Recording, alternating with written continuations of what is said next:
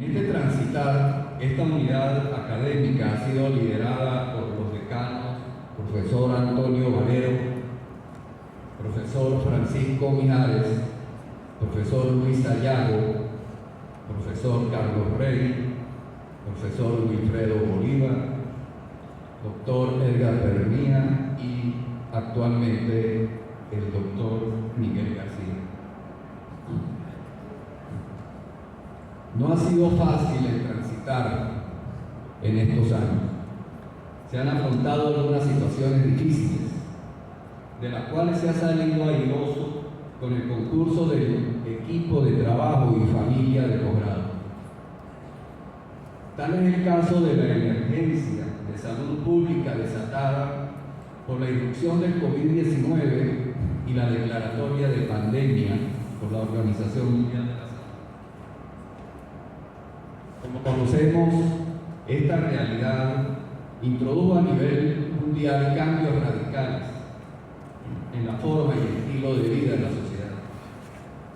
Todas las actividades fueron impactadas y ante esta situación los gobiernos tomaron medidas de aislamiento buscando preservar y resguardar la población. Uno de los campos que se vio fuertemente afectado fue el sector educativo. De pronto las instituciones y sus aulas se vieron desiertas. En ese momento el gobierno venezolano autorizó e instruyó con respecto al paso a la educación a la modalidad virtual. Es así como el Ministerio de Poder Popular para la Educación comunica el viernes 13 de marzo el cierre preventivo de las escuelas y desde el lunes 16 anuncia el plan pedagógico de prevención y protección, cada familia una escuela y cada universidad una familia, cada familia una universidad. Estos lineamientos los reitera el entonces ministro de Educación, quien en junio de 2020 expone que la educación a distancia pasa a ser un componente del sistema educativo venezolano y con base en ello promueve el plan Universidad en Casa. En aquel momento, entre los profesores y estudiantes surge preocupación por las limitaciones y carencias de material y equipo tecnológico, problemas de conectividad, insuficiente cobertura en las redes de telecomunicaciones, costo de conexión a las redes, fallas y continuidad del servicio eléctrico. También se identifican en el profesorado carencias de capacitación digital, limitaciones en sus competencias digitales para asumir eficazmente el nuevo rol docente en el cambio del modelo educativo y así poder servir de guía a los estudiantes en el tránsito de ser un actor pasivo a pasar a un actor activo en el proceso de enseñanza-aprendizaje.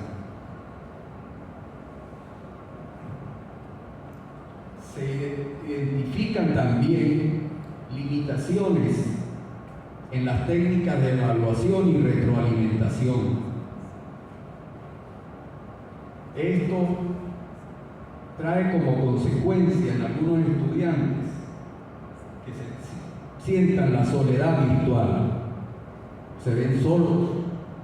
El modelo se trata de replicar un modelo presencial, implantarlo sobre un modelo virtual, pero se olvidan de la retroalimentación hacia el estudiante. Entre los estudiantes también se fomenta la deserción del sistema educativo. Entre las posibles causas se identifican problemas personales, económicos, técnicos y académicos, que conforman un escenario educativo de alta vulnerabilidad debido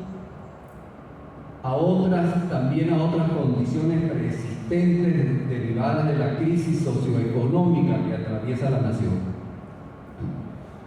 En ese momento, el decanato del posgrado de la UNED, apoyado en sus valores institucionales, en su misión y enfocado en la visión de la universidad, modifica sus procesos, lo que permite continuar con sus actividades académicas y administrativas, manteniendo a la UNED activa y presente ante la sociedad. Hoy, con satisfacción, se puede informar que se cuenta en los diferentes programas de posgrado con participantes residenciados en Norte, Centro y Suramérica. Tenemos participantes residenciados en Europa, algunos residenciados en Oceanía, y en los últimos llamados, las ofertas académicas, se ha recibido la intención de algunos participantes residenciados en la República de Chile. De igual forma, los demás decanatos de la universidad se incorporaron paulatinamente a sus actividades, y es precisamente este tema sobre el cual versará la exposición de los decanos de docencia, de extensión, de investigación y de posgrado. De esta forma, construimos y hacemos realidad nuestro lema: somos del Táchira su universidad. Invitamos a los señores decanos de docencia, de extensión, de investigación y de posgrado a incorporarse al presidium para escuchar sus exposiciones.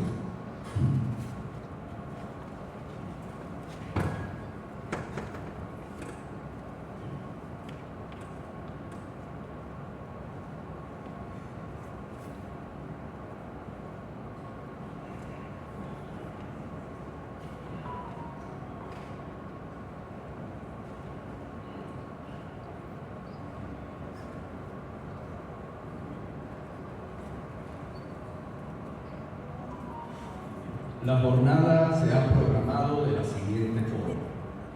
Inicia la exposición el decano de docencia. Le sigue el decano de extensión. Continúa el decano de investigación y cierra el decano de posgrado. Cada decano contará con 5 minutos de exposición. Si lo considera necesario, se agregarán adicionales. Faltando 1 minuto, se le informará para que prepare el cierre de intervención. Seguidamente, se iniciará el ciclo de preguntas y respuestas, para lo cual se entregará a quien solicite pues un formato para plantear su pregunta, las cuales serán recopiladas por nuestras compañeras del equipo de trabajo. Entonces, damos inicio a la exposición del profesor Silverio Bonilla, decano de docencia. Vamos a hablar hoy pues, de un tema muy interesante. Estamos en un momento en el mundo digital donde la transformación digital forma parte de estas nuevas tendencias, en las cuales las organizaciones como tal están direccionando sus planes estratégicos, tácticos y operativos en esa línea. Hace poco leía un artículo interesante. En el último Cumbre de las Américas hubieron 3 colosos de la tecnología que estuvieron presentes en las conversaciones con las empresas. Estos 3 colosos: uno fue Google, Amazon y Microsoft. El tema en cuestión era la transformación digital, cómo las organizaciones tienen que subir sus procesos a la nube, quizás no todos, pero sí la mayoría de sus procesos, para de alguna manera enfrentar esta nueva tecnología. Estamos hablando de realidad virtual, estamos hablando del metaverso, donde se hablaba que ya Internet va a desaparecer, queda como base, pero vendrán nuevas tecnologías orientadas al metaverso. Se trataron temas, por ejemplo, que ya el celular también va a tender a desaparecer. Vendrán nuevas tecnologías que estarán adaptadas al metaverso. Entonces la dirección pareciera que es esa, ¿no? Esa transformación digital que puede considerarse como la cuarta revolución, ¿sí? Entonces, bueno, de alguna manera estas organizaciones para poder entrar en ese proceso de transformación necesitan por un proceso de rediseño, de ingeniería, de transformación necesario para poder enfrentar esa nueva realidad. Y bueno, y las universidades pues no escapan de esa realidad y los cuales juegan un papel muy importante para formar esos futuros profesionales que van a enfrentar ese mundo digital. Entonces, bueno, es un tema bastante interesante. La idea es que puedo exponer rápidamente el proceso que se realizó en el año 2021, donde tuvimos que enfrentar la situación de pandemia, en el cual había un semestre del 2019-3 que nunca acababa. Duró más de un año, creo que ese lapso académico. Para ello, pues se decidió de alguna manera culminar ese lapso académico al corto tiempo y arrancar un nuevo proceso donde la virtualidad jugaba un papel muy importante. Entonces, bueno, los procesos esenciales de apoyo de esta planificación, los procesos esenciales de apoyo de esta planificación son los que pudimos ver allí. Sí, esos procesos estaban encaminados primero a definir y configurar los lazos académicos virtuales de 7 semanas y lazos académicos virtuales de 16 semanas en paralelo. Eso fue uno de los primeros procesos que de alguna manera fueron ejecutados. Se aperturó el nuevo lazo académico y se generó la oferta académica estudiantil virtual. Pero hubieron dos procesos importantísimos, ¿sí?, que son los procesos de apoyo que podemos visualizar en la parte inferior. En esos procesos de apoyo se consideró el proceso de acompañamiento y formación del docente para la construcción del aula virtual, el cual la coordinación de educación a distancia jugó un papel muy importante. Un proceso en el cual fue duro para la universidad y para la coordinación. Y el segundo proceso de apoyo, que también fue muy importante, fue que se aplicó un marco de trabajo ágil, de manera tal que el proyecto se fuera ejecutando de manera evolutiva, de manera incremental, donde cada iteración de ese proyecto era un lapso académico. En este caso 2021-1, 2022-1 y 2021-3, perdón. Entonces, esas iteraciones para ese proceso de ejecución del proyecto, pues se realizó con el fin de agilizarlo, como su nombre lo dice, y de tener evoluciones continuas en el tiempo en forma incremental. Eso implicó aplicar la ingeniería en caliente, porque hubieron que cambiar sistemas, hubieron que cambiar procesos, hubieron cualquier cantidad de cambios para poder ejecutar este proyecto. Posteriormente, pues de una manera, se configuró unos grupos de trabajo. Estos grupos de trabajo lo conformaron 3 comisiones. La primera comisión, la de oferta académica, la cual estaba conformada por los jefes de departamento y el decano de docencia, de manera tal de poder configurar estos lazos académicos y hacer las ofertas académicas. Para otra coordinación o otro equipo fue la estructuración financiera, donde se estableció la estructura de costos para el proyecto, ¿sí? hubo participación tanto de docentes, obreros, vigilantes, profesores, ¿sí? Que de alguna manera impartieron. Eso estaba coordinada por la secretaria y el decano de investigación, profesor Luis Villanueva, los cuales trabajaron fuertemente en esa estructuración financiera con el apoyo de administrativos que participaron en esta comisión. Caso, por ejemplo, el de la administradora del decanato de docencia, licenciada Silvia, y también personal del vicerrectorado académico, que también participaron en la conformación de esta estructura. Y luego estaba el otro equipo que era coordinado por el vicerrector académico, que era el apoyo de la docencia virtual, el cual la comisión pues estaba formada por el vicerrector junto con la coordinación de educación a distancia. Esta coordinación, este proyecto, fue una estructura plana. Ahí no hubo jerarquía, simplemente una estructura plana, hubo una sinergia, ¿sí?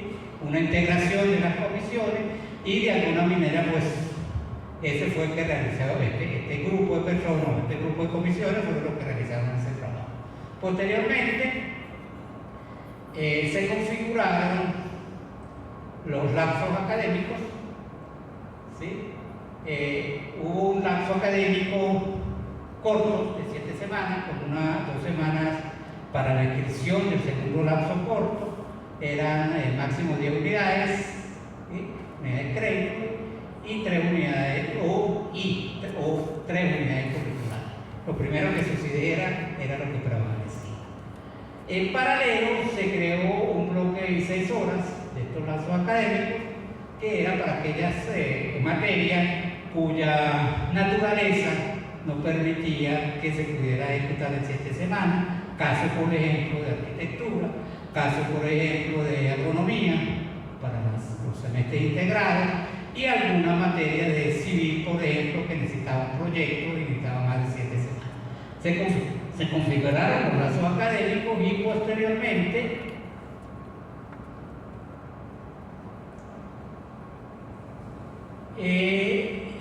hubo un grupo de trabajo muy importante, como lo dice en el círculo del centro, el grupo de tutores en acompañamiento virtual a todos los profesores de todas las áreas académicas, todas las áreas de conocimiento, como ingeniería, arquitectura, ciencia del agro, ciencia básica y licenciatura en TCU. La coordinación de educación a distancia tuvo un trabajo bastante fuerte. Allí se atendieron aproximadamente 300 profesores, 304 por ahí, y se certificaron aproximadamente 200 aulas. Todo esto se consiguió como en 2 meses, 3 meses. Fue un trabajo bastante complicado, una formación en ese acompañamiento virtual. Por supuesto, problemas se nos presentaron de cualquier tipo. Se atendieron 300 profesores y se certificaron 200 aulas. ¿Por qué? Cualquier cantidad de problemas. La resistencia al cambio, el romper el esquema tiempo-espacio, el tratar de llevar al aula virtual lo que yo daba presencialmente, ¿sí? Entonces, pues bueno, eso es parte del proceso que la idea es seguir perfeccionando. Este grupo tutor de acompañamiento, que era coordinado por el CEP, pues la idea era el apoyo a la guía didáctica, que todos, algunos de acá ya conocemos, configuración de los prototipos de las aulas virtuales, ¿sí? ese acompañamiento y medios virtuales, y apoyo a los departamentos en el monitoreo y seguimiento de estas aulas virtuales implantadas o puestas en producción. Entonces, de alguna manera se creó un esquema planificado, organizado, controlado, y de alguna manera se le dio el seguimiento respectivo. Por supuesto, estaba la comisión central, que de alguna manera estábamos atentos a esta situación. ¿Okay? Entonces, de alguna manera esto provocó, yo siempre he dicho, no fue perfecto, pero fue exitoso. No fue perfecto, cualquier cantidad de cosas mejorables. La idea era seguir escalando, seguir evolucionando en esos proyectos ágiles, pero bueno, todos sabemos el problema que tuvimos a nivel del CNU de algunas amonestaciones que podían nacer de haber aplicado este enfoque de aporte estudiantil, no de cobro, aporte estudiantil, solicitado por los mismos estudiantes. Estas son algunas estadísticas muy generales, globales, ¿sí? Por ejemplo, en el semestre 2021-3 se escribieron 4.700 y algo y se aprobaron 3.841, es decir, que la relación persecución académico escrito fue bastante alta y lo que verán retirados y reprobados fue pues baja en consideración del volumen de escrito. Igual para el 2021-3, igual para el 2021-1. El 2021 no fue el semestre largo que fue configurado de esa manera, que eran 16 semanas, y los otros eran los cortos. Pero hubo, acuérdense que estos no son alumnos, esto es una inscripción de materias. Cuando hablamos de 41.700, 4.174, estamos hablando de alumnos escritos, no de alumnos. Estamos hablando de materias escritas, de unidades curriculares. Entonces, de alguna manera muestran que sí hubo, de alguna manera, fue beneficioso para el estudiante y tuvo pues un éxito en la aplicación de este esquema. Ahí tenemos algo similar, pero un diagrama de ballenas, donde muestra también ese comportamiento. Posteriormente tenemos allí un diagrama de torta, donde se muestra que en forma global hubo aproximadamente un 80% de persecución académica y hubo un 7,8% en retirados y un 12,3% en reprobados. Entonces, pues bueno, se puede ver allí que hubo la persecución pues, fue bastante positiva. Y en general, por lapso académico, la persecución fue en 2021-2 el 81%, 2021-1 el 80% y 2021-3 el 78%. En general global, una persecución académica del 80%. Entonces, bueno, de alguna manera, pues este fue el resultado de la aplicación de este proyecto, que ojo, esto es específico para el proceso de enseñanza-aprendizaje. Esto está orientado a la docencia. Cuando hablamos de una transformación digital, estamos hablando de la transformación digital que hay que realizar sobre la institución, que eso va más allá. Allá donde tenemos que hacer una reforma universitaria, tenemos que hacer un rediseño curricular, tenemos que hacer un cambio de normas, ¿sí? Tenemos que hacer ajustes de mucha naturaleza para poder adaptar la universidad a esa nueva realidad. Entonces, pues, este es un tema, vuelvo y repito, muy interesante, ¿no? Porque toca puntos en los cuales nosotros tenemos que perseguir. Nosotros como instituciones, yo creo que todas las instituciones del país, universitarias, del país y del mundo, tenemos varios retos. Primero reto, seguir continuando, no evolucionar, ir mejorando este esquema, ¿sí? Ese es uno de los primeros retos. Estamos hablando de aula virtual, todavía no hemos hablado de realidad virtual o realidad en plano, todavía no estamos hablando del metaverso. Este es el primer pasito que estamos dando, pero que debe ir en esa dirección. Ese es el primer reto. El segundo reto es que nosotros tenemos que formar a esos futuros ingenieros, licenciados, técnicos, arquitectos, que de alguna manera van a darle apoyo a las organizaciones en ese mundo virtual. Si nosotros pues, no tomamos conciencia que es necesario realizar este proceso de transformación, pues vamos a tener problemas para poder formar esos futuros profesionales digitales, vamos a decirlo así. Entonces, pues bueno, es parte de los retos que tenemos, es parte del horizonte, es parte de la dirección parte de la estrategia que tenemos que implementar para seguir mejorando, para seguir yendo hasta esta realidad. Hay profesores que en la actualidad indican que no, que volvamos a la presencialidad. No todos, por supuesto. Yo le digo, pues vamos a evolucionar. ¿Sí? Entendemos que algunas materias deben ser semipresenciales, caso de laboratorios, caso de que tiene laboratorios, pues, son carreras más que todo de ingeniería, pero no podemos olvidar este nombre. Entonces, bueno, creo que pues, esto resume un poco el trabajo que se hizo. Esto tiene mucha tela que cortar. Quisimos seguir aplicando este esquema, quisimos evolucionar, pero bueno, dada la situación no pudimos continuar. La idea era ir perfeccionando, evolucionando en este sentido para institucionalizar este esquema virtual en forma más estable, pero no se nos fue imposible. Entonces, bueno, la idea es que sigamos trabajando tanto con docencia, con investigación, extensión, posgrado en esta vía. Entonces, bueno, muchas gracias por su atención.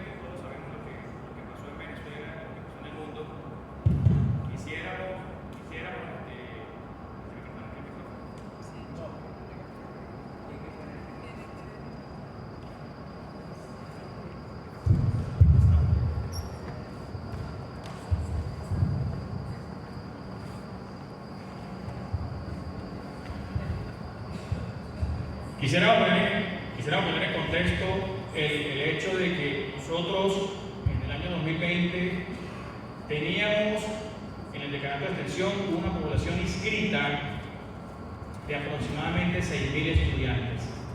6.000 estudiantes que van a ser participantes de los programas de cursos varios, diplomados y los programas de idiomas. Hasta ese momento, el decanato de extensión estaba en cero.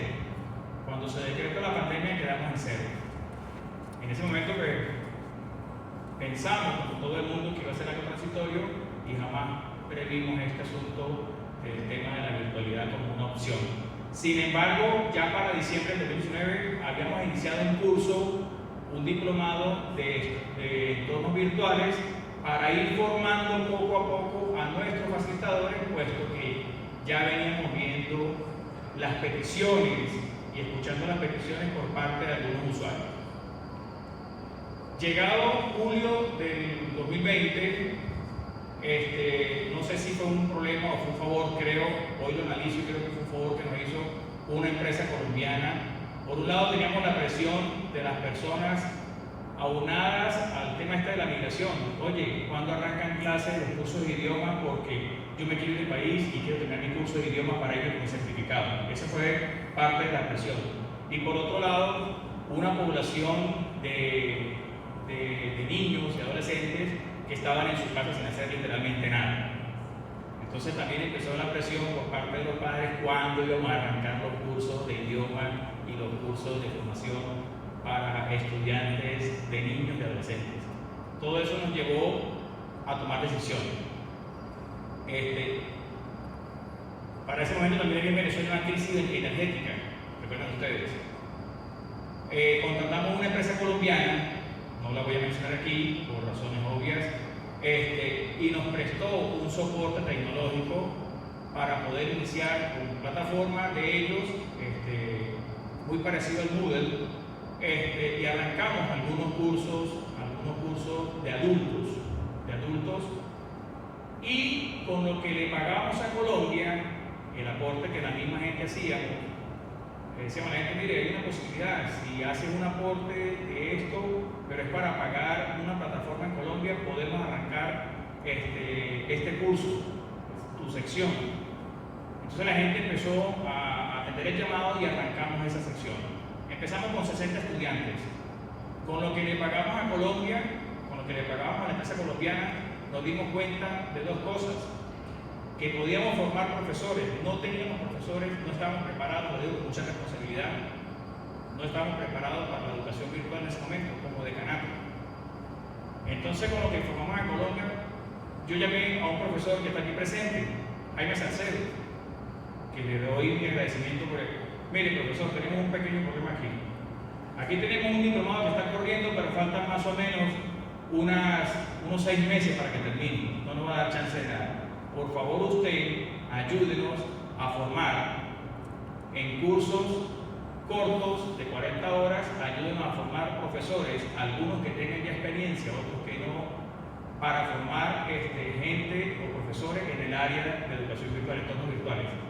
El profesor Jaime nos tomó la palabra, él con su experiencia, al final logramos formar en 4 secciones 65 personas. Algunos iniciaban, a pesar de que el curso era gratuito, algunos iniciaban y lo abandonaban por un tema aquí de choque con la tecnología, y eso también hay que decirlo. Personas que tienen mucha experiencia y mucho conocimiento en su área, pero que de repente pues, no están muy dados al tema de la tecnología. Eso. Luego de eso logramos levantar la base estudiantil de 60, 400, llegamos a 600 y llegamos a tener para 2021-2 1.200 estudiantes en educación virtual, aproximadamente 60 y algo de secciones. Hasta ese momento teníamos una experiencia bastante importante. Cuando el gobierno decreta la posibilidad de retornar a clases presenciales en marzo del año pasado, del 2022, la proporción nuestra cambió. Pensábamos que la gente lo iba a dejar como una alternativa y resulta que no. Las cifras nuestras dan lo contrario, cifras que están allí. Pasamos de tener el 100% de estudiantes en plataforma virtual a tener menos del 93%, 92%. Eso, indudablemente, que como mercado nos hizo reflexionar mucho. Actualmente tenemos unas cifras interesantes. Por cada sección o por cada programa que tenemos abierto, al menos tenemos una sección virtual. ¿Qué es lo que la gente nos dice? Basándonos en números que se manejan en el decanato. ¿Qué es lo que la gente nos dice? Yo prefiero la educación, ojo, no quiero caer en controversia. Simplemente es la información y nos estamos basando en un mercado, porque a la larga nosotros le prestamos un servicio a la comunidad. La gente, sobre todo la población estudiantil de menores de edad, niños y adolescentes, los padres, un niño de 12 años, 13 años no decide por sí solo, es el padre que decide. Tú te vas a estudiar presencial y punto, porque así es. Entonces, lo que la experiencia nos está dejando hasta ahora es que pasamos de tener 1.200 estudiantes en educación virtual a tener 151. Eso es 8% apenas de la población total, que actualmente tenemos algo así como 2.005, 2.006 estudiantes inscritos en nuestros diferentes programas. De manera tal de que eso nos llama a la reflexión. De esa población, el 50 y tanto por ciento, 54%, son adultos. Entonces ahí es donde yo quisiera realmente enfocar nuestro esfuerzo como decanato, o nosotros, no digo nosotros como decanato, en ese tipo de población. Es decir, dirigir los estudios de manera virtual hacia esa población que de verdad tiene necesidad de estudiar. Así como compartimos con el decanato de posgrado estudiantes que están fuera de Venezuela, hay también una limitante desde el punto de vista económico, porque la gente dice, por lo menos un estudiante en Francia que quería hacer nuestro curso de idioma francés y no tenía la forma de hacernos la cancelación. Entonces, que si busca, que si el interfase, que si el tema del CELE, eso también nos ha limitado mucho el tema de la apertura de estudios virtuales aquí para la gente que está en el exterior, que seguramente es nuestro mercado y potencialmente nuestro mejor mercado. Yo le decía a la gente en La Frilla y en Táriba, cuando vimos nuestros núcleos allá, yo le decía a la gente, es que, por ejemplo, Open English, nuestros programas de inglés son muy buenos, son exitosos, han crecido muchísimo, sobre todo porque lo estamos acreditando a nivel internacional.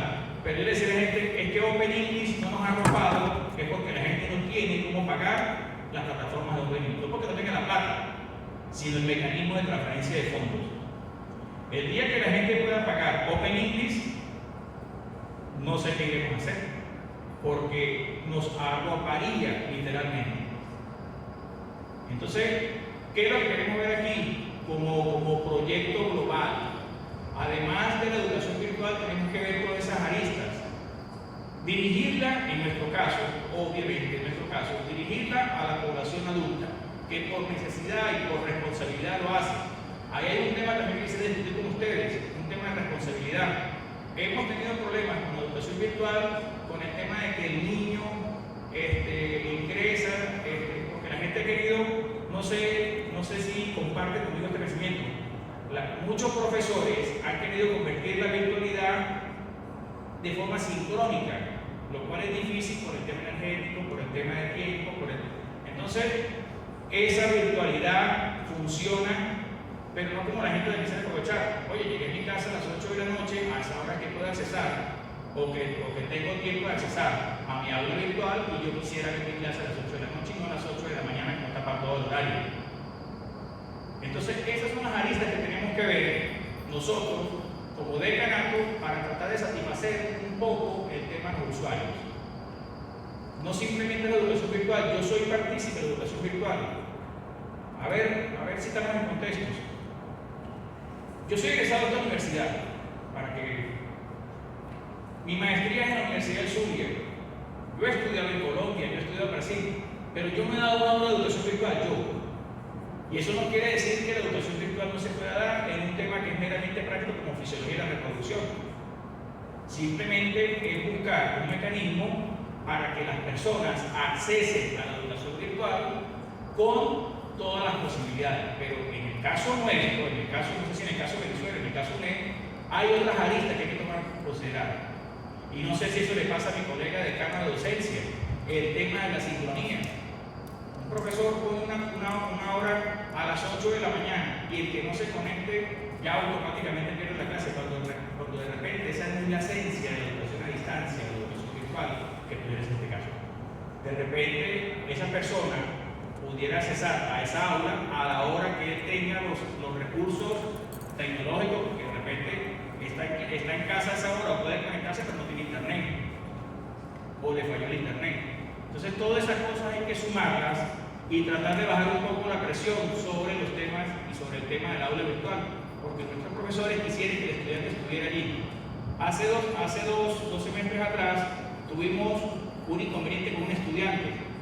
El niño era un muchacho de 14 años, un niño de 14, 15 años, en un nivel de adolescente él se conectaba y el papá nos decía que era imposible que no estuviera conectado porque él lo ponía a las 2 de la tarde, que era su horario de clase, lo ponía y lo sentaba que el niño hubiera clase.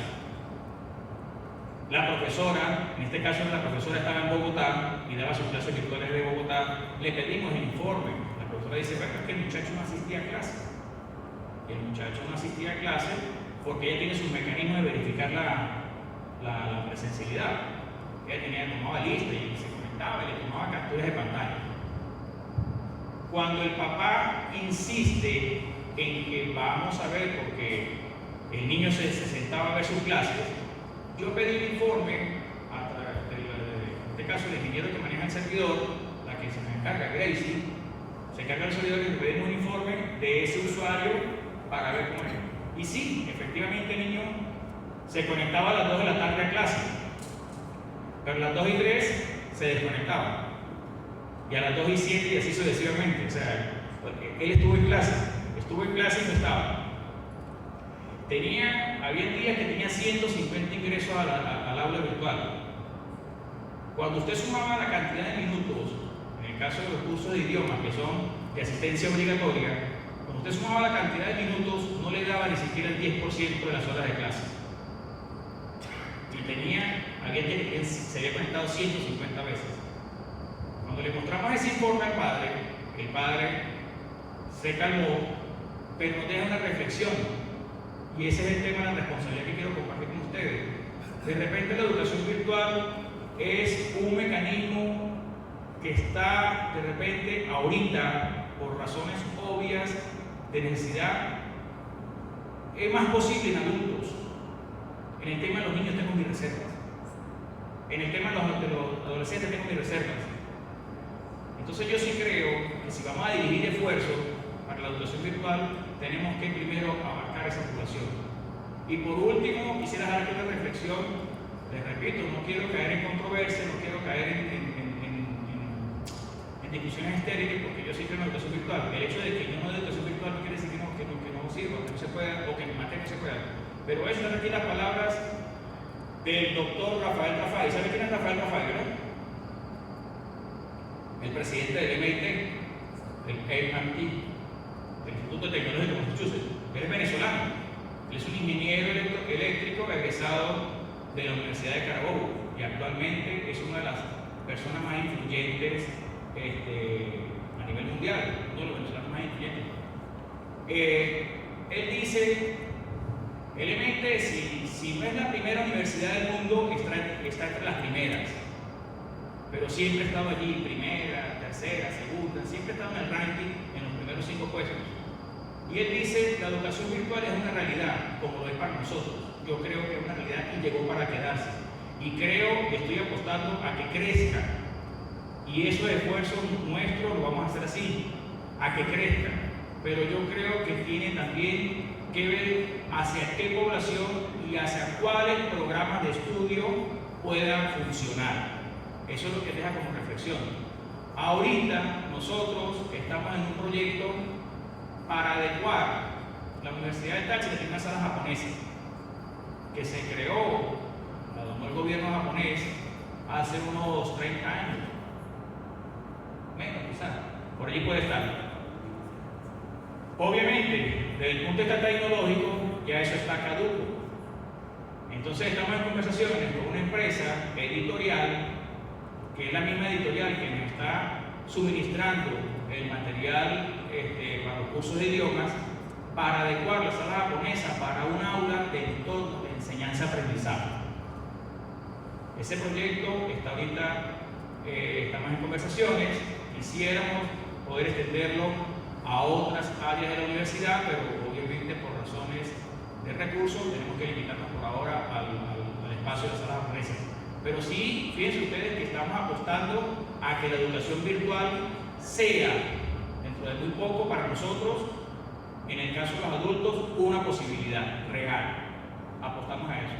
Que la persona vaya, tenga un espacio adecuado, que tenga un espacio, un entorno de enseñanza-aprendizaje adecuado y, por supuesto, que vaya consono con las realidades tecnológicas del mundo.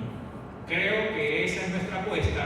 Apostamos a la educación virtual como una posibilidad, pero les repito, tengo mis reservas en los grupos etarios niños y adolescentes porque los números allí lo dicen claramente. Bueno, muchas gracias. Con beneplácito estos 34 años de decanato de posgrado, felicitamos a nuestros decanos, saludamos al ex decano Edgar Pernía y a todo el personal, porque ustedes son los que nutren y hacen que la organización funcione. Felicitaciones y muchas bendiciones. Bueno, me corresponde hablar de investigación, no sabía qué decir, qué tocar. Bueno, había que explorar un poco también qué era lo que cada uno vino a hablar acá, a traernos de este foro, y pensamos, y haciendo un recordatorio, los pininos que hicimos dentro de la virtualidad desde el decanato de investigación. Para beneplácito, el decanato de investigación dio los primeros pasos formales en 2 actividades muy importantes. Una que fue el Congreso Binacional de Investigación 2018, con el apoyo y acompañamiento a la Coordinación de Estudios a Distancia, y también en el 2019 tuvimos de manera virtual los talleres de investigación con sentido práctico totalmente virtual. Pero ese experimento, que liderado por Maritaís y la profesora Ivonne, tuvo sus tropiezos, nos lo dejaron hacer, pero dijeron primera y última vez. Quiere decir que antes de la pandemia, el Decanato de Investigación exploró, nutrió y hasta diseñó un modelo de abordaje de los talleres que se entregó a la Coordinación de Estudios a Distancia como un aporte de nuestra experiencia en la virtualidad. Pandemia. Me encantó su introducción porque dibuja todo lo que nos tocó que vivir. Pero esa pandemia, que fue provocada o natural, como haya sido, cada quien tiene que rendir cuenta de lo que sucedió ahí, el mayor golpe, el mayor afectado fuimos nosotros como seres humanos. ¿Por qué? No estábamos preparados. Segundo, se nos asustó muchísimo. Se nos encerró en las casas, se nos puso todas las barreras desde el punto de vista mediático y de desarrollo para poder enfrentar esa eventualidad. Pero esa pandemia, en la cual en el caso de investigación nos quedamos casi así como en el letargo, se enfrió muchas cosas, pero a pesar de que no tuvimos formalidad en la regularidad que teníamos como decanato de investigación, los investigadores siguieron investigando. La profesora Ibete con su esposo hicieron artículos dedicados o investigaciones dedicadas al tema de la pandemia. Se exploró todo a través del proyecto piloto. Tuvimos una gran oportunidad de, en esa crisis existencial que teníamos, en esa crisis de adormecimiento de la academia, de poder explorar y de poder, con la venia del Consejo Universitario, hacer un proyecto experimental. Fue un experimento que se hizo donde había diseñado todo el plan de investigación-acción. Por cierto, ese proyecto se introdujo al decanato de investigación. Tenía una tarea, profesora Irma, y los miembros de la Coordinación de Estudios a Distancia, de concluir toda esa experiencia de investigación, de que a través de ese proyecto piloto, con cierta autonomía, porque las autoridades, tanto el rector, el vicerrector administrativo, dieron su voto de confianza a esa comisión y se pudo demostrar que sí se puede, que sí se pudo arrancar la virtualidad en el pregrado, que nos tocó que formarnos de manera urgente, con planes de formación que se tocó que implementar de manera temprana, con mucho esfuerzo, pero sí se logró demostrar que es posible la virtualidad. ¿Qué es importante? Durante ese tiempo, a nivel de investigación, se produjo, no a lo mejor de manera formal, a través del proyecto de investigación inscrito en el decanato de investigación, pero posteriormente, cuando se ha hecho llamados a la convocatoria de la revista científica, UNED, y la revista CITU, ahí es donde se evidencia que durante todo este tiempo de pandemia, los investigadores siguieron generando conocimiento financiado por cada uno de nosotros, de cada uno de los investigadores. Y también a través del proyecto o la modificación de la norma de ascenso, ahí es donde se evidencia la producción intelectual, la generación de conocimiento de nuestro talento. El problema para mí no es la virtualidad. Para mí la virtualidad es el camino que a través del proyecto piloto fuimos capaces de abordar, pero empezamos como a retroceder. Quiere decir que nos toca es repensar el modelo educativo que tenemos como universidad, porque tenemos una realidad, ya el talento de los nuevos estudiantes que van a ingresar son totalmente diferentes. Hay que estudiar eso, el fenómeno de la forma de aprender de esos nuevos estudiantes que van a ingresar no van a ser igual que los que hemos recibido en los últimos años. Entonces yo a veces me pregunto, ¿qué modelo, qué forma vamos a tener que implementar, qué estrategia vamos a tener que implementar para poder llegar con el conocimiento a nuestros estudiantes? Hay una realidad también de la realidad país, realidad migración, la realidad que requiere ser abordada a través del modelo educativo, porque necesitamos formar profesionales pensando en la globalidad.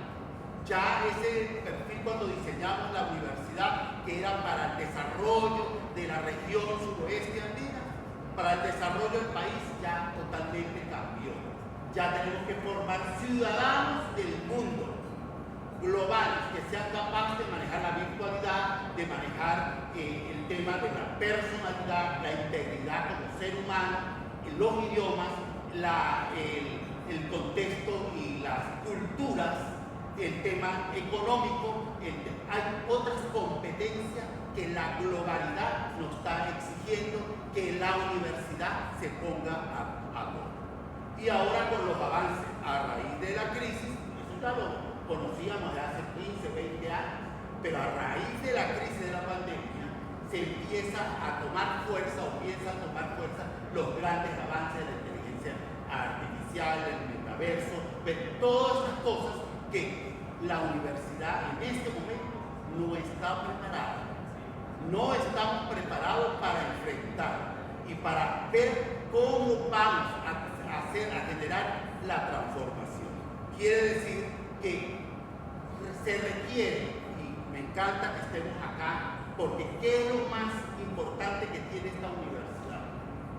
El capital humano, representado en el conocimiento de toda la comunidad, de profesores, administrativos, obreros, egresados y los estudiantes, para transformar y seamos capaces de generar conocimiento que podamos compartirlo a través de la virtualidad con el mundo, no solamente alimentarlo con la virtualidad de lo que está generando otros países, otras universidades o sobre un tema específico, sino que estamos llamados a generar conocimiento que podamos utilizar la virtualidad como un camino, como el camino centrado principalmente en el hombre, porque todos estos avances tecnológicos que a veces da miedo, de todo lo que dice que va a venir y va a venir y va a venir, ¿quién lo genera? El hombre. Si nosotros no nos sensibilizamos en que necesitamos formar ciudadanos con la ética, la bioética, para poder asumir que toda transformación que se haga en el planeta va a ser responsabilidad no de una mano maquiavélica, sino de nosotros como seres humanos.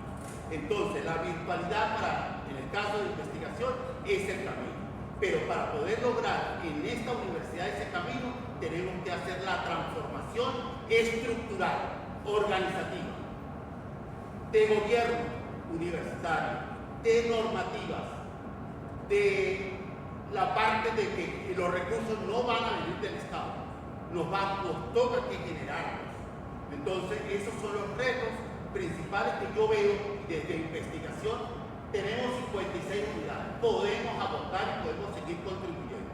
Yo sé que muchos investigadores se han ido, pero muchos investigadores que están en cualquier parte del mundo pueden seguir contribuyendo con la universidad. Hay un compromiso a la cual tenemos que medirnos todos, desde docencia, desde posgrado, desde desarrollo estudiantil, desde extensión y acompañados por las 56 unidades de investigación con las cuales podemos contribuir a ese reto que tenemos como universidad. Ya el tema UNED no es un tema político. El tema UNED es que si no lo repensamos, vamos a atender. Cada quien le puede dar el fin.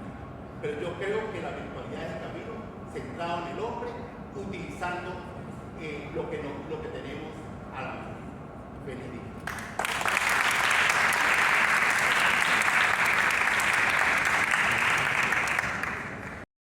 Primero de nada, agradecer la presencia de todos ustedes en esta importantísima actividad en el 34º aniversario del decanato de posgrado.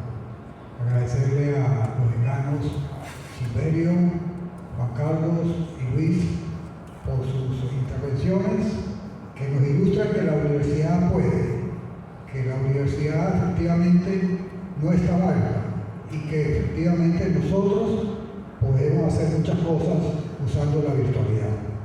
Me corresponde hablarles del decanato de posgrado en este foro de la virtualidad en tiempos de y post pandemia.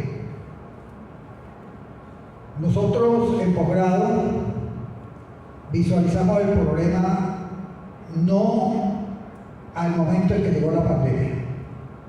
Desde el año 2009 hemos venido capacitando a nuestros profesores en el área de formación para trabajar en entornos virtuales. Es un trabajo que se inició con la creación de un curso de actualización y mejoramiento profesional para dictar clases en la parte de docencia virtual. Ese proyecto que se cristalizó logró que más de 250 profesores, en su mayoría de la universidad, lo hicieron. Y efectivamente nosotros logramos capacitar alrededor del 60% de los profesores de posgrado. Eso pues no habíamos pensado para aquel entonces, en esos años del 2009 hasta el 2018 aproximadamente, 2019, que iba a venir lo que nos vino como la pandemia, sino que sencillamente teníamos unas estadísticas bien marcadas de lo que estaba ocurriendo con los posgrados en otras latitudes. La gran mayoría de universidades del mundo en sus posgrados iba hacia la virtualidad. ¿Y por qué iba hacia la virtualidad? Muy sencillo. El estudiante de posgrado tiene una característica muy especial en comparación con el estudiante de pregrado o el estudiante, por ejemplo, de los cursos cortos de extensión, por ejemplo. ¿Cuál es? Bueno, que la mayoría trabaja. La mayoría de estudiantes de posgrado trabajan y no tienen el tiempo para dedicarle al cumplimiento de un horario rígido y que tienen que asistir de forma presencial. Entonces, ese es el sentido de la gran mayoría de universidades, y por eso todos ustedes ven que los estudios de posgrado en la mayoría de las universidades del mundo son de forma virtual. Por supuesto que hay casos especiales donde la virtualidad no aplica, pero siempre pues estamos atentos a los avances tecnológicos que nos permitan de alguna manera mejorar estos procesos de aprendizaje. También de esos 160 docentes de pregrado que hicieron el curso, algunos lo están aplicando a nivel de pregrado. Otros profesores optaron por hacer cursos individuales por su propia cuenta y se capacitaron de esa manera también. Y producto de esos cursos de actualización profesional surgió la idea de crear la maestría en docencia virtual. Esa maestría en docencia virtual viene de sugerencias realizadas por los mismos estudiantes que hicieron el curso de actualización profesional previo. Afortunadamente, de posgrado ya tenemos 6, esta mañana me dijeron no, hay uno más, son 7 docentes de posgrado que han finalizado la maestría en docencia virtual. Eso es un éxito para nosotros. Hacer una maestría, pues es un estudio un poco largo, de un poco de 2 años, 2 años y pico, y ya tenemos docentes de posgrado que se han capacitado y se han formado a través de estos cursos de docencia virtual. Ahora, ¿qué subyace en la virtualidad? ¿Qué hay en la virtualidad? Aquí se ha planteado, y la extensión lo planteó con bastante sentimiento la situación de él del decanato de extensión. El decano de investigación ahora lo plantea con un criterio más humanista. Pero nosotros en posgrado tenemos que mirar los estudios de posgrado desde distintos ángulos. El primer ángulo y punto clave para el éxito de un estudio de posgrado en la virtualidad es tener estudiantes de posgrado altamente motivados, con su deseo de crecimiento profesional y académico. Si ese estudiante de posgrado no está totalmente motivado, es muy difícil. Los profesores no hacen milagros, las tecnologías no hacen milagros.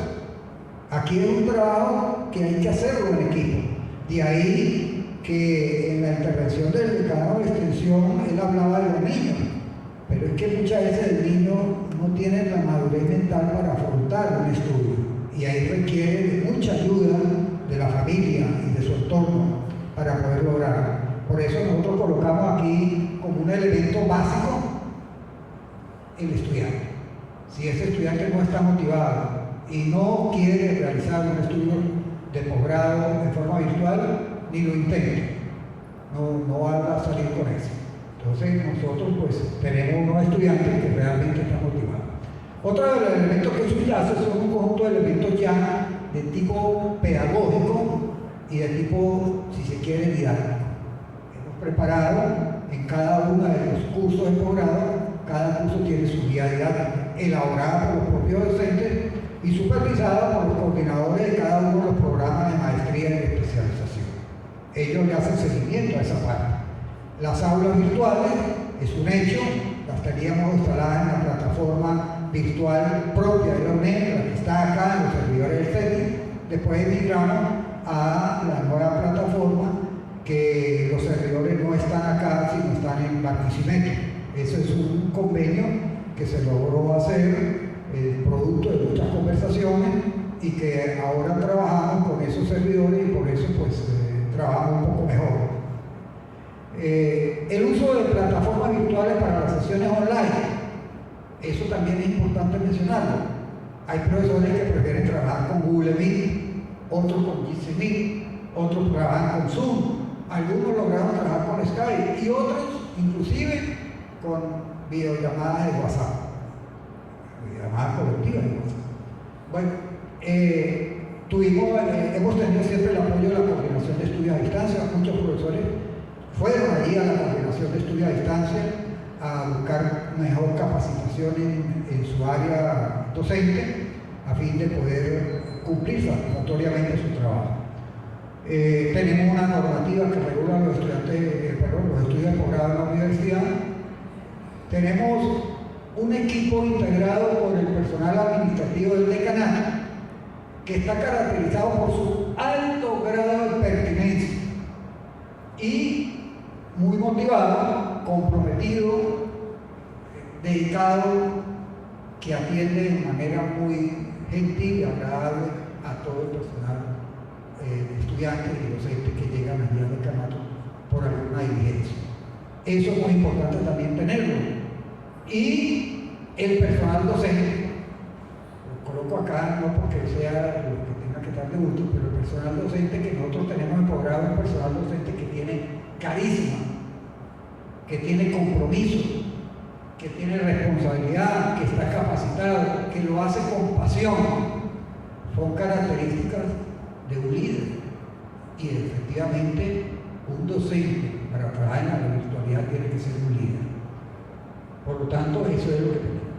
Voy a mostrar rápidamente algunas estadísticas de los resultados que nosotros hemos logrado del 2020, 2021 y 2022. Para el 2020, como ustedes pueden observar allí, tuvimos un total de 600 estudiantes de posgrado inscritos. Es decir, fueron 600 los que se inscribieron. 2020, año en que se inició la pandemia y que tuvimos el golpe más fuerte y más difícil que nosotros vivimos en la pandemia. Fue un año duro en el cual el compromiso de este personal que está acá, de posgrado, de todos los profesores, fue enfrentar la pandemia con trabajo. Fuimos, en principio de los primeros meses de la pandemia, los únicos que asistíamos acá a la universidad. Es decir, corriendo el riesgo de nuestras propias vidas, de enfermarnos. Todos los que estamos acá de posgrado tuvimos el COVID también y enfrentamos ese problema de salud. Lo superamos, bendito sea Dios, cuestión que no ocurrió con algunos profesores de los que ustedes vieron en la misa, que salió la fotografía allí de cada profesor que partió pues fueron profesores que murieron producto de la pandemia. Para el año 2020, entonces 600 alumnos, ahí está detallado todo cada uno de los programas, cómo se distribuyó. Pasemos a la otra. Para el 2021 ya crecimos un poco más. Ya vimos los obstáculos y problemas que tuvimos en el 2020, que fue tan fuerte, y crecimos a 749 estudiantes inscritos. Y en el 2022, 768 estudiantes inscritos y hemos venido creciendo. Estoy hablando de inscritos, es todos los estudiantes de posgrado, regulares, los que se creó nuevos, todo suma a esa cantidad. Por supuesto, en periodos anteriores a la pandemia, que era presencial, tuvimos una buena cantidad de estudiantes, pero ahí hay unos elementos que hay que acotar, que vale la pena mencionarlos. Nosotros teníamos aproximadamente unos 300 estudiantes de Colombia, y con el cierre de la frontera en el año 2015-2016, pues esos estudiantes no volvieron, y la gran mayoría se retiró. Eso pues nos afectó fuertemente en cuanto a la cantidad de estudiantes que cursaron el estudio de posgrado. La otra, por favor. Ahora aquí viene cuando empezamos a hacer la oferta totalmente virtual. Nosotros nos vamos a la virtualidad producto de lo que el profesor Carlos Peñalosa leyó allí en el momento de la introducción a este foro. ¿Por qué el gobierno decidió decretar la virtualidad como una opción, la única que había, y donde generó una entropía grandísima en todo el país, en la parte educativa? Entonces nosotros nos basamos en eso, pero eso no era suficiente para posgrado. Yo hice y fui a Caracas a hablar con el Coordinador Nacional de Posgrado para que me diera una comunicación que sustentara el estudio de posgrado normalmente en forma virtual. Y así él me entregó una comunicación, la cual yo la hice llegar a la mayoría de los coordinadores de los programas, donde estábamos autorizados para dictar las clases de posgrado en forma virtual. Eso simplemente para sustentar un poco la oferta virtual y no nos fueran a decir que estamos haciendo las cosas de forma incorrecta, dado que los programas en su oportunidad fueron aprobados en forma presencial. En el 2021 tuvimos, regresa un momentico la del 2020, por favor. No, la anterior. No. Ok, perdón, 2021. En el 2020 no sacamos la oferta virtual. 289 estudiantes. Y en el 2022, hacémosla, 289 también estudiantes. Ahí hay un detallito que no sé cuál es. Bueno, pasemos a la siguiente lámina. Y aquí está la estadística de egresados, el producto nuestro, luego de haber transitado por 2 años de estudios de posgrado. Entonces, en el 2020, 2021 y 2022 las estadísticas fueron: 2020 se graduaron 45 estudiantes de posgrado, en el 2021 113 y en el 2022 103, para un total de 261 estudiantes de posgrado que finalizaron exitosamente su estudio de posgrado. La lámina. Estas son en forma gráfica muy elemental. La primera gráfica, la de la parte de arriba, indica los ingresos, los inscritos. En la parte de abajo están los inscritos nuevos, es decir, los que recién llegaron. Y en el lado de acá, en el lado derecho, están los egresados. Bueno, esa es la parte nuestra. Quiero pues expresar que este ha sido un trabajo de equipo, mucha responsabilidad. Quiero también agradecer la presencia aquí del profesor Jaime Salcedo, que ha sido un ícono en esta parte del trabajo virtual, de la profesora Irma, que ha estado muy de cerca con todo este trabajo virtual también, de la profesora Betty Pinto, que han trabajado muy bien en este trabajo tan intenso que nos toca realizar en la parte virtual. Bueno, y a nuestro decano de posgrado, el profesor Edgar Pernilla, también presente. Otros coordinadores y otros profesores que están presentes acá, agradezco enormemente su presencia. Estamos listos.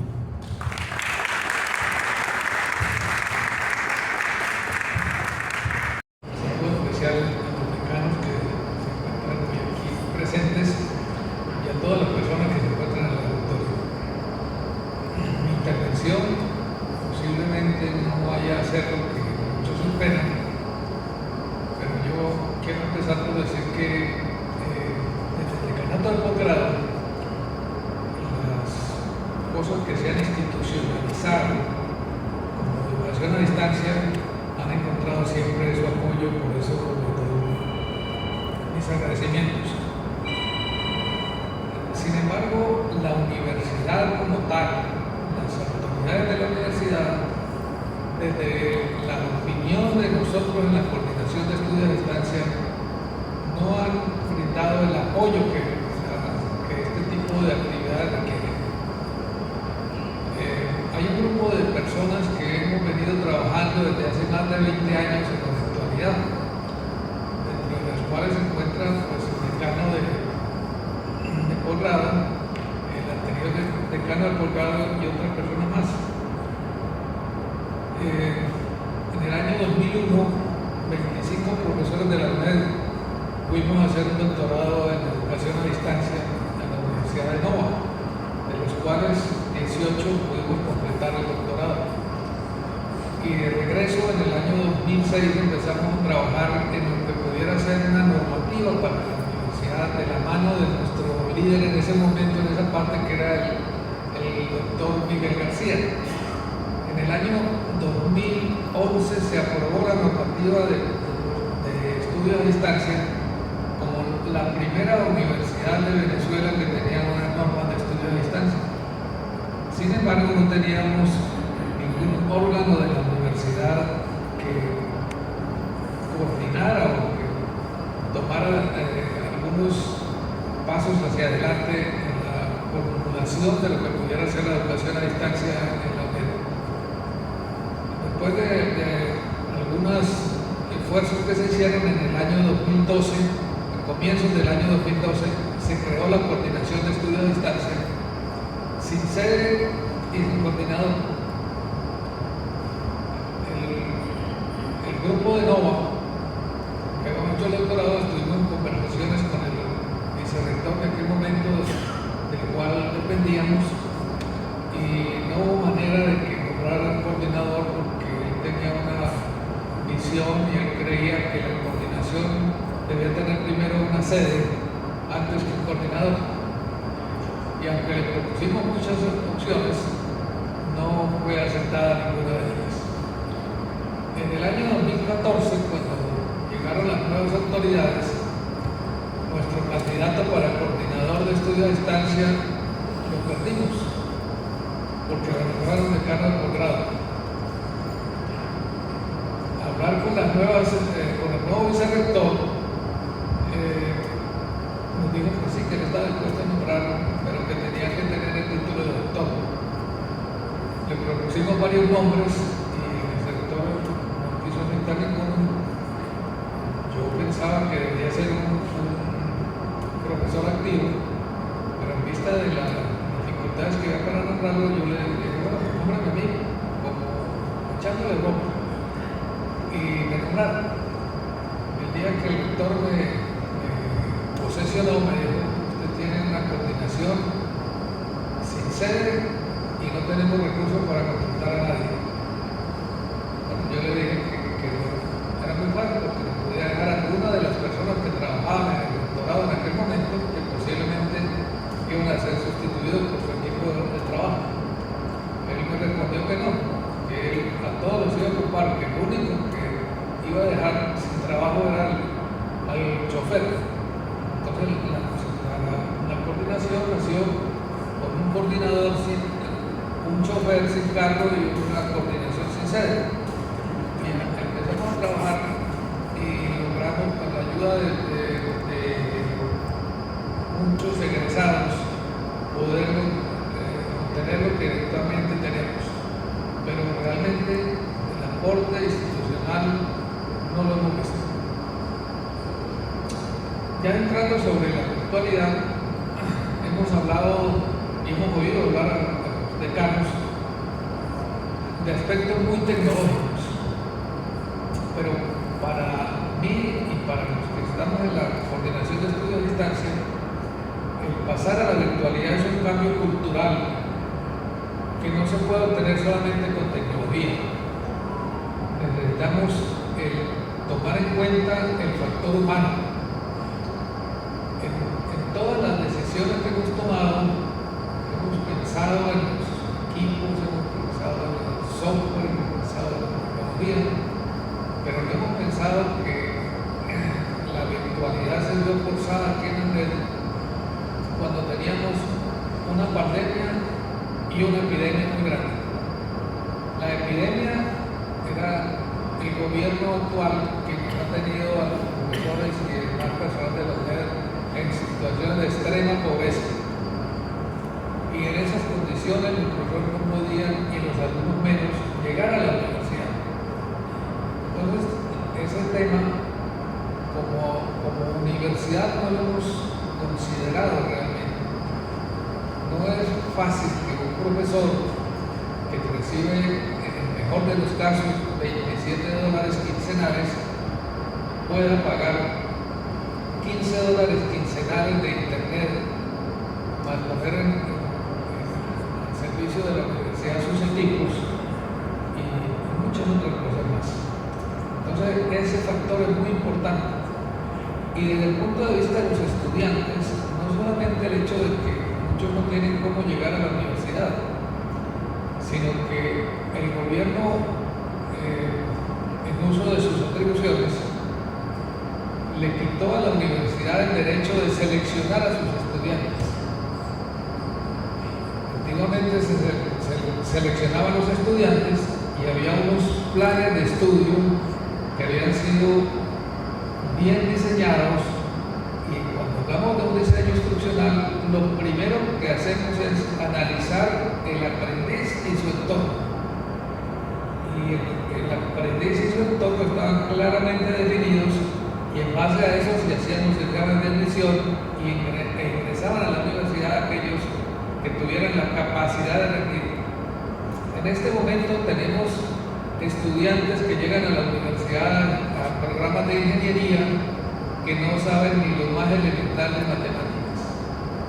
Entonces es muy difícil que un muchacho de estos pueda avanzar con éxito, y más si es en la virtualidad. Entonces, desde el punto de vista de los estudiantes, así como se ha tomado, se ha hecho el esfuerzo de capacitar a los profesores, también tenemos que hacer el esfuerzo de nivelar de alguna manera a los estudiantes, no solamente en el manejo tecnológico, sino en los aspectos relacionados con sus aprendizajes. Yo les voy a contar una anécdota muy breve para terminar. Hace aproximadamente 4 semanas llegó a la oficina de la Coordinación de Estudios a Distancia una joven con su papá a preguntarme a mí que si yo conocía a Jaime Salcedo. Yo le dije que sí, que esta mañana lo había visto. Entonces, no, antes de venir, pero lo vi ahí en el espejo. Entonces me dijeron, el profesor de dibujo nos dijo que usted nos podía ayudar para que mi hijo entienda matemática 1. Yo le dije, bueno, yo en el año 1963 obtuve un premio en matemáticas. En el 64 empecé a dar clases de matemáticas, pero en el 65 abandoné esa área. Y yo creo que todavía recuerdo algunas cosas que posiblemente les pueda ayudar en algo. ¿Usted ya presentó el primer parcial? Sí. ¿Cómo le fue? Muy mal. ¿Y cuándo tiene el segundo parcial? El lunes siguiente, estamos hablando un viernes. Bueno, es difícil que yo le pueda realmente ayudar con algo, pero si usted tiene las notas, los materiales que entregó el profesor, haga mejor y me las manda a mi correo y yo mañana le respondo. Pero yo aquí tengo una guía de ejercicios. Perfecto. Permítanme la guía. Y Y la guía empezaba con una anotación de lógica matemática.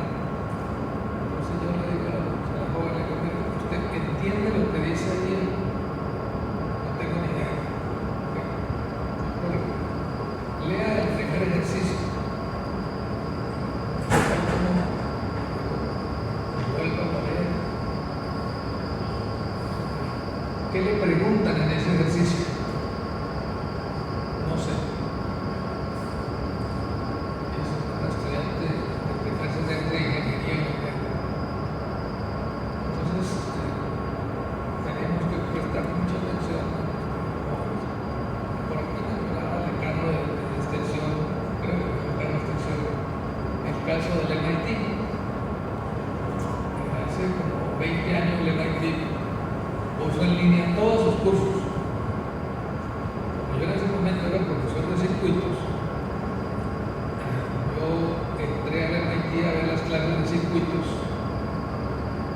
y definitivamente los profesores del MIT son excelentes investigadores, pero como docentes yo creo que tenemos mucho mejor en nosotros. Pero en cambio el MIT tiene los mejores estudiantes del mundo, porque hay que aprender con ese tipo de clases, requiere un esfuerzo muy grande de los estudiantes. Pero ¿qué sucede en las universidades americanas? Que el muchacho que quiera ir al MIT empieza a formarse desde que entra a la escuela secundaria, porque no solamente son las notas, es toda la actividad social que ha tenido el estudiante a lo largo de sus años de bachillerato, los que cuentan para ingresar a la universidad. Y ese estudiante que ingresa a la universidad tiene una altísima motivación, que en el caso nuestro, pues pareciera que no es. Bueno, gracias.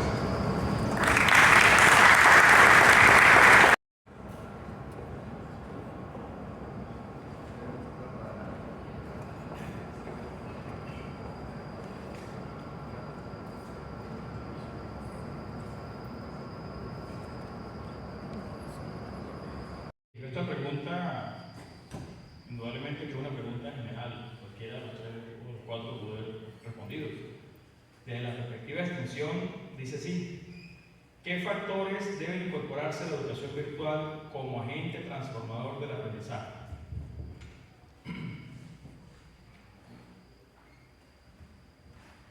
Yo realmente creo que el problema de aprendizaje, recurro a la intervención del doctor Salcedo anteriormente, creo que es un problema que venimos arrastrando. En el caso de extensión es muy particular, inclusive extensión tiene, si se quiere, cierta ventaja, porque nuestra naturaleza son formaciones, o bien sea para capacitar en un área, una competencia específica, o para agregar a un profesional o a una persona que no tenga ningún tipo de conocimiento en alguna área específica esa competencia. Sí, nosotros tenemos esa particularidad, cosa que no ocurre con docencia ni con posgrado. Entonces, allí yo creo que hay un problema, si se quiere, de fondo que tenemos que, como país, ni siquiera como universidad, como país, resolver. Es las deficiencias que vienen con nuestros estudiantes de la etapa inicial de la educación primaria y secundaria. ¿Qué le agregaría yo? Yo le repito, yo tengo claro, y basándome en los números nuestros, yo iría hacia un modelo mixto, donde la persona pudiera tener de repente acceso a información, pero también pudiera tener acceso a un componente práctico, porque esa es la limitante nuestra. Les pongo un ejemplo. Un productor que no tiene sino experiencia en el área, por ejemplo, en el área de reproducción animal asistida, ¿cómo enseñamos a un productor estas técnicas novedosas en reproducción animal que vienen? ¿Cómo lo hacemos para que él las pueda internalizar? Yo creo que, como le decía en estos días al español que nos está ayudando en esa área, le decía, oye, yo creo que la única forma es hacerlo práctico. Y él me mostraba un programa de una universidad europea donde tenía un diplomado en reproducción asistida completamente virtual. Me desarmó completamente, porque él me dice, pero es que se puede hacer virtual. Sí se puede hacer virtual, y yo lo que le decía, bueno, sí, perfecto, pero ¿cómo hago yo para que una persona que de repente es profesional, pero que no tiene más allá de un conocimiento específico, una experiencia específica, para incorporar estos elementos de aprendizaje, para que él los pueda internalizar? El vicerrector académico, el doctor Martín Paz, nos está pidiendo que hagamos una propuesta. Ellos la están haciendo, una propuesta para cursos de formación preuniversitaria, que los teníamos ya los teníamos.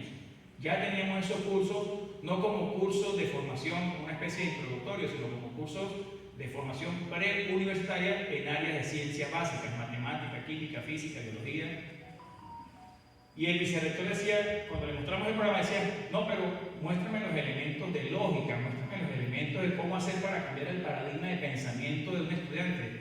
Yo le decía al vicerrector, pero es que usted quisiera que nosotros, con mucho respeto, disculpen la palabra, enmendemos el entuerto de un estudiante que trae los 11 años de formación, que tiene muchas falencias. Entonces es donde creo que la universidad pudiera de repente aportar muchísimo. Les repito, por la naturaleza de extensión tenemos una ventaja, porque es una competencia específica. ¿Quieres aprender lenguaje? Bueno, vente para acá, siéntate y aprende el lenguaje de esta forma.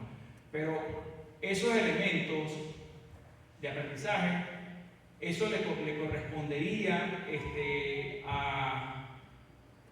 a estos especialistas. A ver, yo soy especialista en reproducción animal. Yo soy Juan Carlos Montilla. Yo soy experto o especialista en reproducción animal.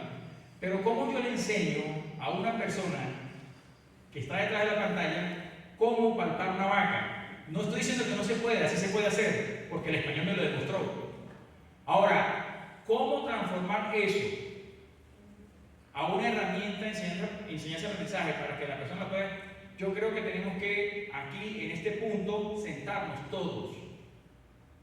Es donde yo pienso que necesitamos de un Jaime Salcedo, de repente la doctora Zanabria, de repente de Gracie, o muchas personas que han trabajado en esta área y que tienen ya ciertos componentes.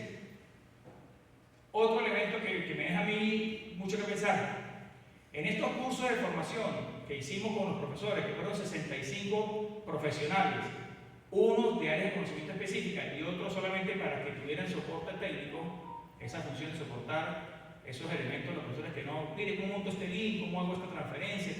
¿Cómo hago para pasar este link al aula virtual y para que lo puedan ver por YouTube? Esas cositas así tecnológicas que también son importantísimas. Entonces, ya ese elemento de por sí requiere cierta presencialidad. ¿Cómo le explico yo? ¿Por teléfono? ¿Cómo le explico yo? Entonces, Gracie y el profesor Salcedo empezaron a realizar los cursos.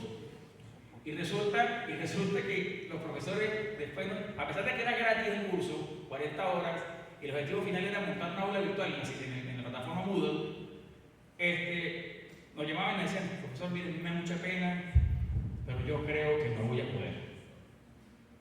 Y estamos hablando de gente, profesores que tienen 25 años en la docencia.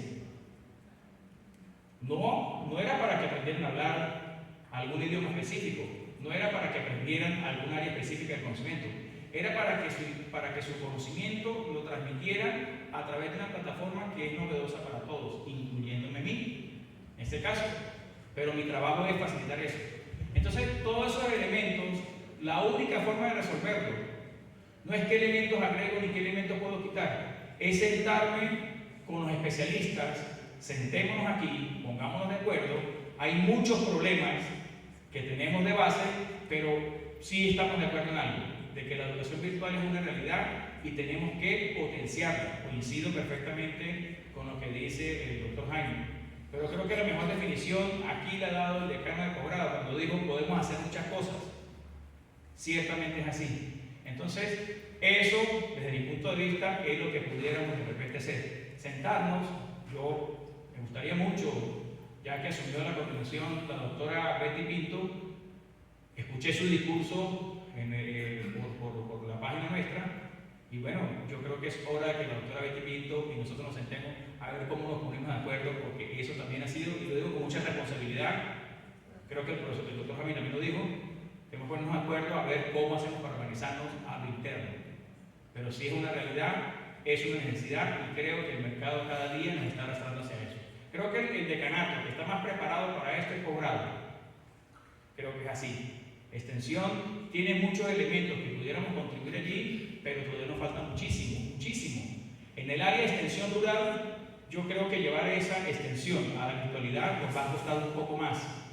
Mientras que un curso de Excel, un curso de Word, un curso de idioma, un curso de, por ejemplo, de ambiente laboral y seguridad industrial, lo podemos hacer de repente un poco más rápido, un poco más dinámico por el sistema que puede emplear el profesor y con la metodología de enseñanza-aprendizaje.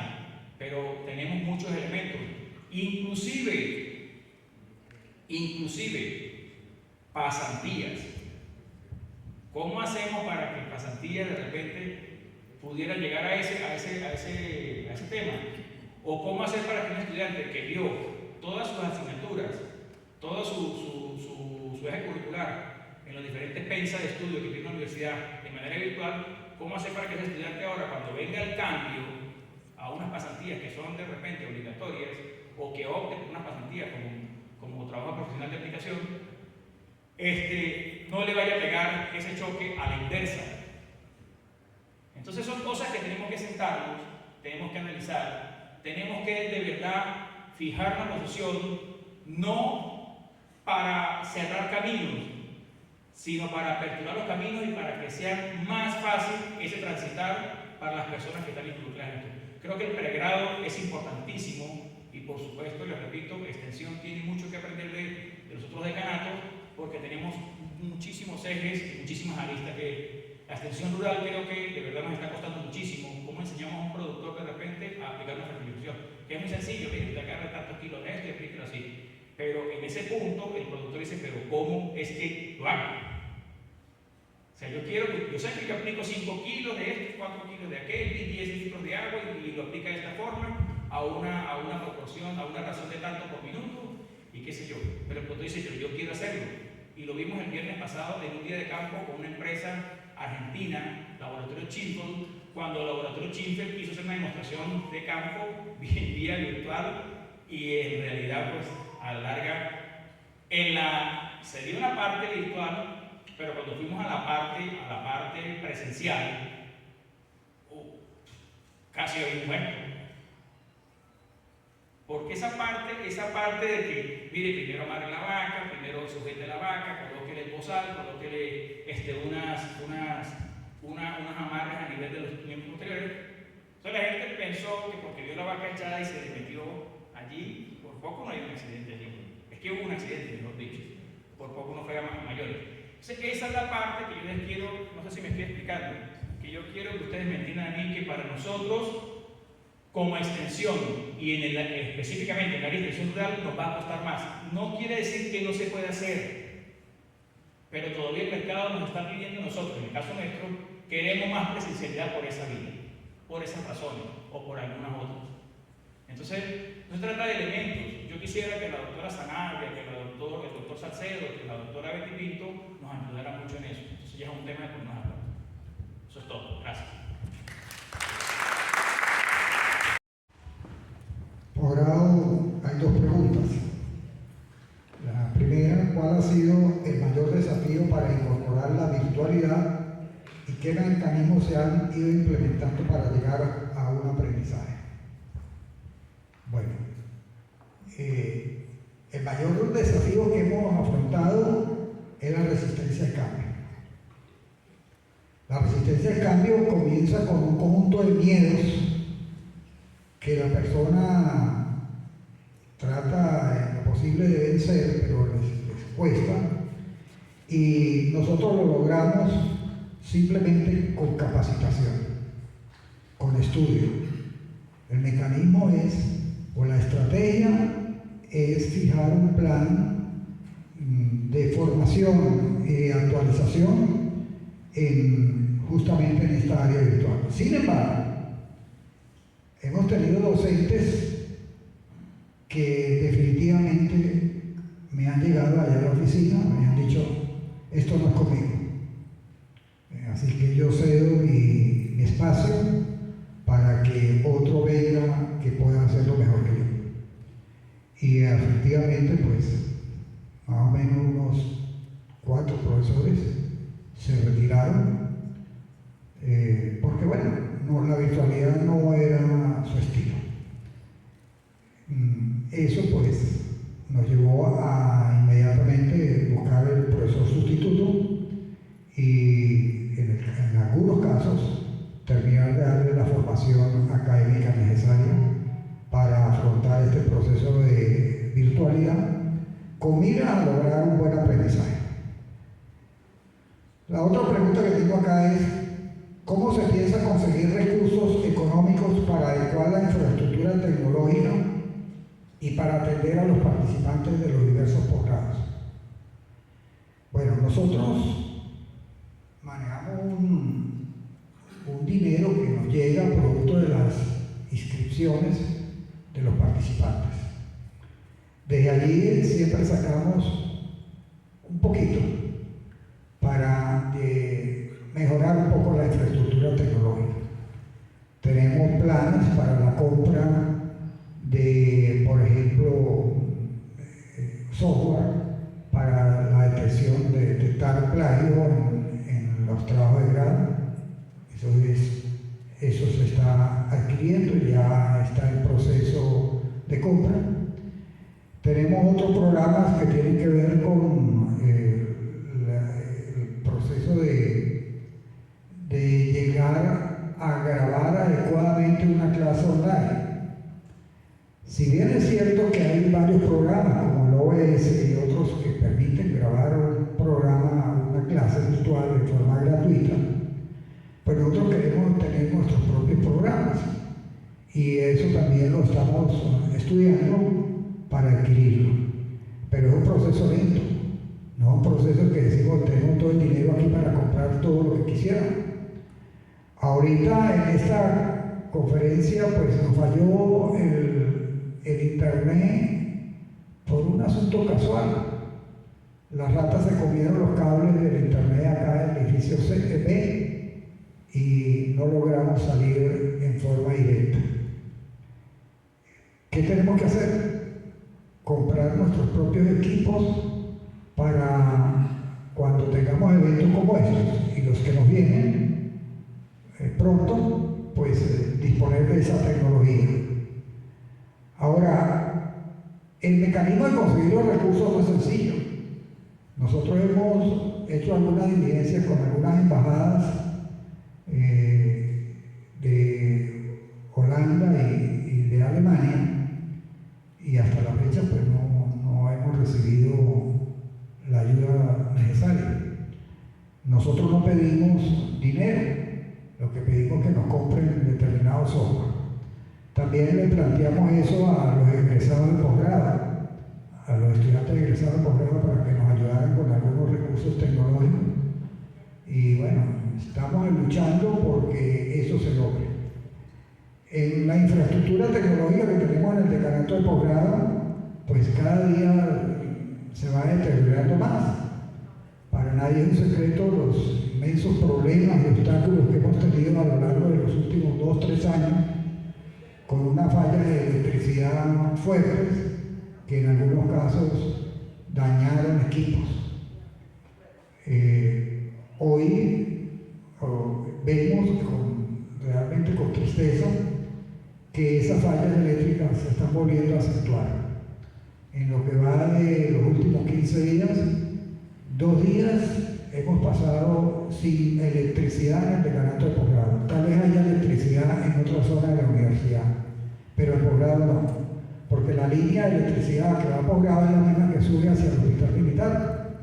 Y cuando llueve hay cortos en la línea, cortos de los circuitos que rompen la línea automáticamente y nos quedamos sin electricidad. Eso pues nos afecta enormemente. pero este es un trabajo que hay que hacerlo en conjunto con CADELA, con CADAFE, como la queramos llamar, y ha sido así en los últimos años. Sin embargo, esos obstáculos los hemos podido vencer. ¿Cómo?